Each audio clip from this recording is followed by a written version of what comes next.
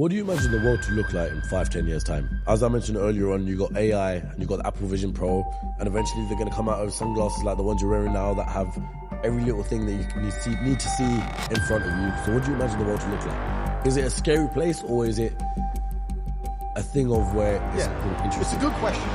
And I'm going to tell people how I came to my answer. I think the best way to predict the future is to study history. I believe in times of old. Let's go back the last 3,000 years. If you were a king, your life was pretty good. Or it was as good as life could be. To be a king, you had power, influence, money. That's what you had, and you were a king, and you lived a good version of life. If you weren't a king, you were an average man, a common man. And I think the world is cyclical. When you were a common man 2,000 years ago, you were effectively a slave. And that was terrible. And then that was the same all the way up to perhaps 1930s, 1940s. Being a common man was pretty terrible. And perhaps it was the war and the massive loss of life. Perhaps it was something else, I'm not sure. But I kind of feel like there was a golden period in the 50s, the 60s, the 70s, the 80s, maybe even the 90s. Where being a normal, hardworking man, because life is cyclical, went from being a terrible existence to quite a good existence. In the 60s, you could be a normal man who worked in a factory, an unskilled labor job, and with one wage, you could afford a house, you could afford a car, you could afford to raise a family, your children would not be taught garbage in school, your wife would respect you, you'd have a home-cooked meal. Times are good. Times are good. All the things I said about playing Uno earlier in Hyperbole are true. What matters most? Your wife loves you. You're respected as the breadwinner. Your kids respect you. They listen to you. Your house is clean. Your house is safe. Your car works. Your life is good. And I feel like, because it's cyclical, those good times are over and we're going back to where it was before. The kings have always been fine, and we always will. But if you're the common man, I think that the good days are over. And I think it's going to get harder and harder. Inflation is going to absolutely decimate your spending power. Now, inflation doesn't damage me. Inflation doesn't damage me because I own all the assets. Inflation just means houses get worth more money. Inflation just means Bitcoin and stock and land and houses all go up. Inflation means my car collection is no longer worth 110 million. It's now worth 300 million. Whatever. I own everything. Inflation is amazing for the rich man. 100%. I love it. But for the broke man, you're done. You're fixed. You're done. You're finished. Because inflation is meaning your money is worth less. And it's going to take more of your money to buy a house. And your wage is not going to increase at the rate of inflation. It's becoming more and more impossible for you to own assets. For us asset owners, inflation's fantastic. So the common man is about to get wrecked. I think inflation is going to make it exceptionally difficult. I think AI is going to make most jobs worth less than they already currently are. If you're a newspaper writer or whatever, AI is going to take that in the next 10 years.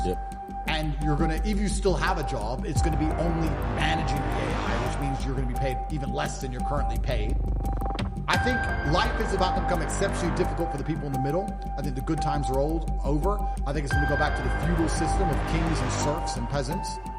And I think if you're a normal, average person now, you should feel deep fear and panic and understand that you have a certain amount of time to get to the higher bracket of the social class before these hard times come. And the most scary thing about these hard times is, I have no real evidence for this. It's just in my mind.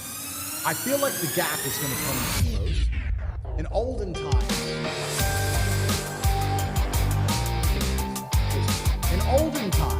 the chance of turning into anything more than a peasant when you were born a peasant was effectively zero, unless there was chaos, unless there was a war or some great catastrophe which allowed social mobility for you to go to war, win, get a knighthood for bravery, get some land, and change your social mobility class. But there had to be war and chaos for you to escape.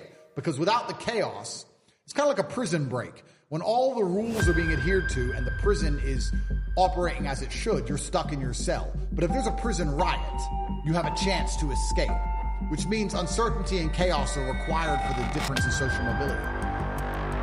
And that's always been the case.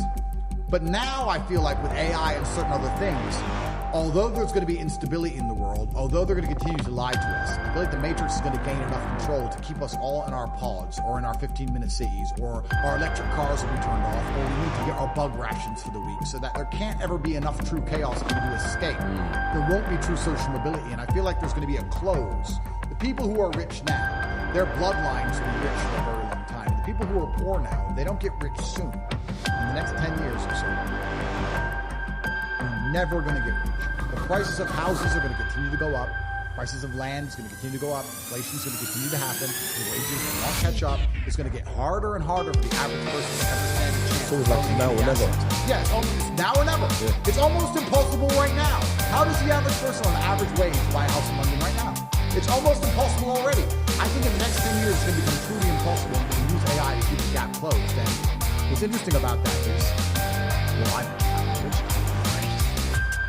But what I find most interesting about that is the socio ramifications of the fact that I think this is quite pertinent to most average people. I think most normal people understand. If you were to ask them how's the economy, they'd say, well, it's impossible. I can't pay for my bills. I can't pay to eat. I can't afford a house. I can barely afford my mortgage. I'm never going to get rich this way. They understand all of this, but they're not panicking. Why are you not panicking? The Titanic just hit the iceberg. You may not be in the water yet, but it's a certainty. There's nowhere else to go. It's going to sink. It's going to happen. Panic now. Don't panic at the end with everyone else as they go into the icy depths. No, I would argue if I was on the Titanic and it got struck by the iceberg, I could have got a lifeboat nice and early.